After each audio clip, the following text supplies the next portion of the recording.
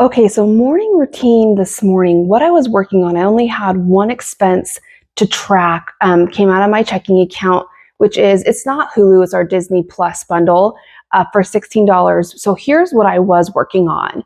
So September, I just go over to anytime I have like a mental note or something that I want to change for the next budget, or I'm like, oh, I need to make sure that gets done for my next tracking period. I go over to the next month's money thoughts on my budget page, part of the cash envelope breakdown. And I just start writing so for September, I know that I just hit my wedding anniversary sinking fund goal. And so I'm not going to have that going into September. I want to be able to, I made the mistake this paycheck of pulling out, when I pulled out money for my 100 envelope challenge, I pulled out all high bills. And I want to pull out multiple bills so I can stuff multiple envelopes for that. So that's just a reminder for me. I'm also making a change to my savings accounts at the bank. Instead of having a garden sinking fund, I'm now going to just put that in with my homestead sinking fund. So now garden, chickens, goats, all of that is now going to be included in that homestead sinking fund. That way I don't have multiple savings accounts breaking all of that down, because I'll have like 10,000 things. So another thing I was working on, and that you should be doing as well, is if you go to August. So I told you today I had that one expense come out, that Hulu.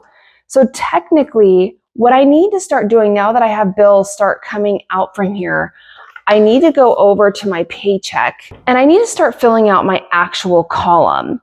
So for instance, I got paid the $5,600. I got my income from Chris there. So the actual amount, so I round up obviously for my budget. So Hulu, what actually came out was $1,634. So write that down. Spotify already came out for $1,296. So as bills are coming out, I can write down what actually came out of my checking account. This is a couple of different things. One, it's going to tell me how much left over in my checking account I have or don't have, so I can make decisions with those dollars. Or it's going to allow me to see very quickly, as soon as I flip the page, what bills I still have to come out from the month. Now, you can use a bill tracker where you go through and check off the bills that have been made.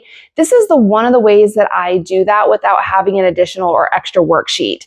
So it's literally, I can see anything with white spaces still have to come out for that month of August as I'm working through and filling these out as they're actually pulled out of my checking account. And the last thing I was working on that I highly suggest everyone do if you're using the Budget by Paycheck Workbook, this is why I developed the Budget by Paycheck Workbook, is because it literally has everything you need to create the strongest financial foundation to make the most realistic budgets possible, so you actually stick to them, use them, and they work. Now, one of the most helpful sheets in the beginning of the workbook is the Yearly Spending Overview. Now, here's how I use it.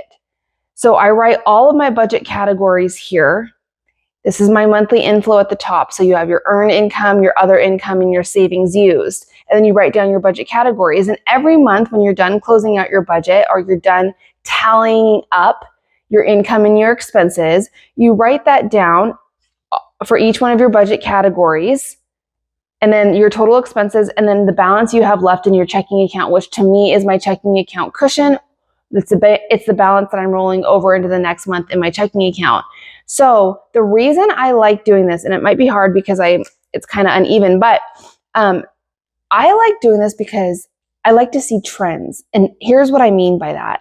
Holiday spending, for instance. If I asked you right now, what months do you spend for holidays? Could you tell me what months you spend? So for me, over the last couple years, I've noticed that my holiday spending really happens in February, and it's going to happen because I technically count our wedding anniversary and my holidays, so I know it's going to happen around September, but really it's June, July, August for me.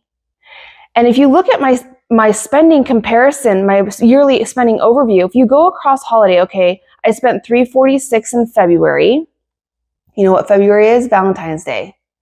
So go across, okay. Well then for a holiday, I mean, I get really big when it comes, like I spent $151 in June. I spent $455 in July. So also, I'm a big gardener. I do a huge garden. And so it's like, ask myself, what months am I spending the most money on my garden? Why are these questions important?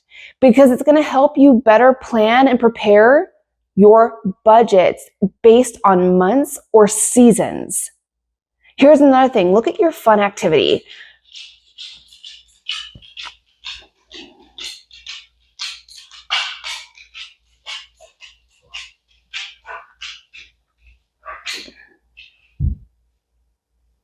Now, most of the time, my fun activity will increase during the warmer months, or they're going to increase when we start sports in our lives, especially when my husband starts his sports back up.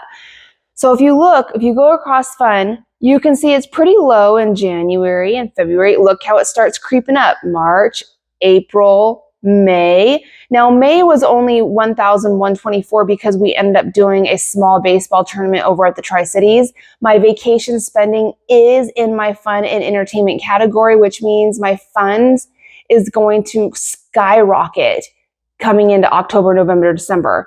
So, but if you look, okay, so not much, $249 in June, $187 in July. That's probably because I'm not going as much just because I have Dante. There's a bunch of, but do you see what I'm saying? You are able to better prepare your budget and what realistically is happening in your life so you can prepare the best way by looking at what your spending is doing, by looking at a bigger picture view, like a yearly overview. Now, starting in October, so September, I have my first half marathon. October, we're going to Arizona for 10 days. November, we're going to Cabo for 10 days. In December, I'm in Switzerland for 14 days. So those are going to be very, very big months. Our travel months are usually towards the end of the month because we kick it off with our annual trip to Arizona. My husband is always in an all-star traveling tournament team there. And then November, we always go to Cabo to celebrate my birthday. It's like one of our favorite places to go to. So I'm just saying, once you have, like when I finish July closing out my budget, I put it on my yearly spending.